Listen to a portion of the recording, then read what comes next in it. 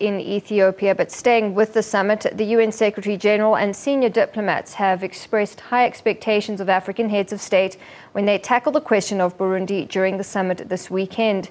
This follows the stubbornness of Burundi's government despite council pressure during a recent visit to the country for a return to talks for the administration of Pierre Nkurunziza to allow an AU peacekeeping mission into the country. Sherwin Bryce-Pease has more.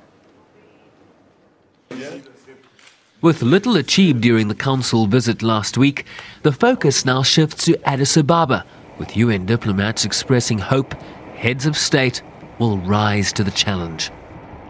Expectations are high.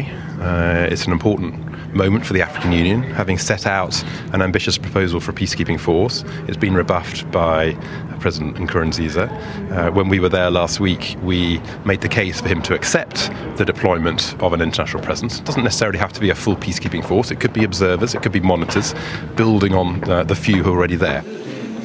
The United States, that co-led the mission to Burundi, has called for the international presence on the ground to be substantially expanded. The mere presence itself can serve as a deterrent. It has in other circumstances. So we hope that the African Union will be successful in realizing the force that it has already authorized.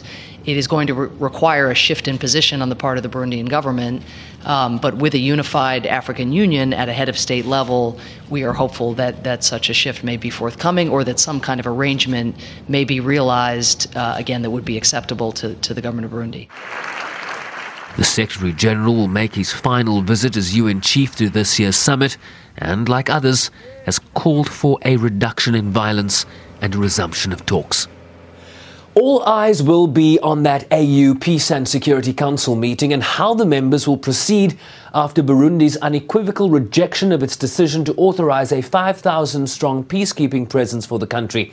In addition, heads of state are also faced with the slow implementation of the IGAD-led peace deal on South Sudan, with serious concerns expressed here just this week after parties failed to form a transitional government by a January 22nd deadline.